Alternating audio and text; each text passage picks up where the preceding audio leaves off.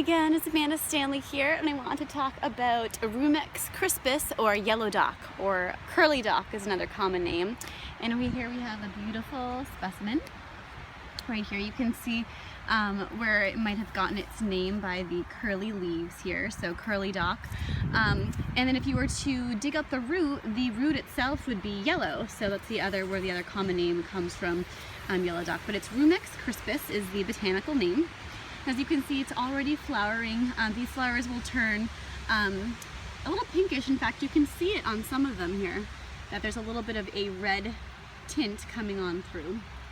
So the way that I use this plant predominantly is the root itself. So just like any springtime leaf or green, you can pick them early on. So even the leaves of the yellow dock plant, you could pick them when they were smaller or more tender in the springtime before they send up their flower shoots. And it's quite delicious. You don't want to eat a ton of it because it has oxalic acid, which can build up in our systems if we eat too much. But it's really lovely as, you know, just general salad greens mixed, you know, a salad mix rather, not like the main ingredient for a salad. But it's yummy. It tastes like almost like rhubarb, sort of like a tangy sour grape sort of flavor, but it's really delicious. Anyhow, that's one way to use it, but I like to use the root. So the root is predominantly how I use this plant.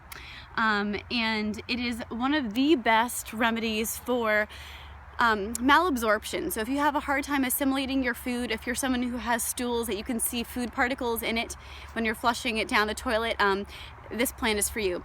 It's also wonderful for people who veer towards constipation or harder stools maybe. It's not a really potent laxative, but it will definitely help to stimulate the peristalsis and kind of tone up the gut to have more complete evacuation of our bowels, which is always a very good thing.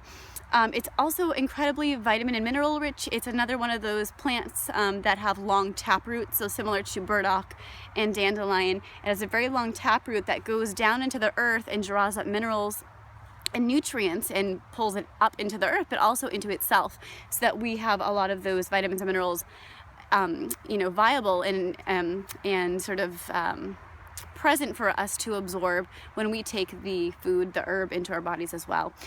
So it's a very earthy, very sort of, I mean, it just kind of tastes like dirt, honestly, to me. It's not one of my favorite teas to have, but it actually makes a really lovely coffee substitute when you combine it with dandelion or burdock. You just kind of make a really powerful tea, or even maybe a little decoction. Add milk of choice, maybe a little honey, and it's really delicious. It's a nice, like, rooty, earthy, very grounding tea. And I mean, I'm not a huge coffee drinker, so I can't, you know, can't speak for all coffee drinkers out there who are like hardcore, you know, dark roast supporters, but I can tell you that it's a really nice, similarly flavored herbal treat, and you're getting so much out of it. You know, it's not taxing your adrenals, so it's a nice substitute, especially if you're just looking for more of that like rooted, earthy, bitter sort of flavor in the morning. And of course, you can still add your cream and sugar, which is a nice thing. So great for mineral absorption and just, again, absorption and assimilation in general. So it's going to help you to better assimilate your food, basically. I already mentioned iron, so it's great for anemics. It's great for new moms or pregnant women who need to take up more iron in their diet, of course, for baby and themselves. What else can I say about yellow dock? It's great for all skin things. So psoriasis, eczema, acne, rosacea, anything that's about inflamed skin is going to be really supported here, because yellow dock is a very specific to liver support, also gallbladder support, and just general detox and elimination. So anything that has to do with skin stuff, when outbreaks are showing up in the skin, typically that is an indicator that our liver, or, you know, in our other eliminative organs are being taxed, but predominantly our gut and our liver. So yellow dock touches on both of those things. So it's definitely my go-to for general detox, for general skin health. It is bitter, so you know, it stimulates all the gastric juices. gets biosecretion up and going so that we can better digest and process all of our foods and eliminate what we don't need.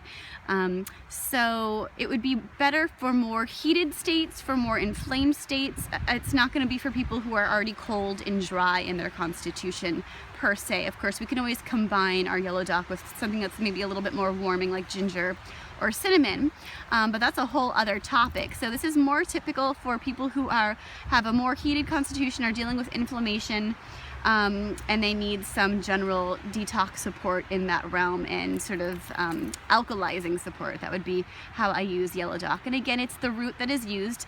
I typically will wait till the fall in order to harvest the root.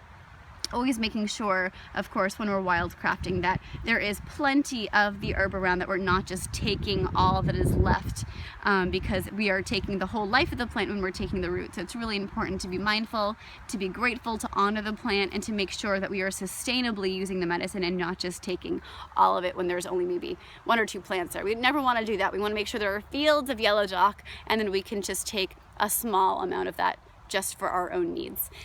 So thanks for tuning in about Rumex crispus, our friend yellow dock or curly dock. I'll see you next time.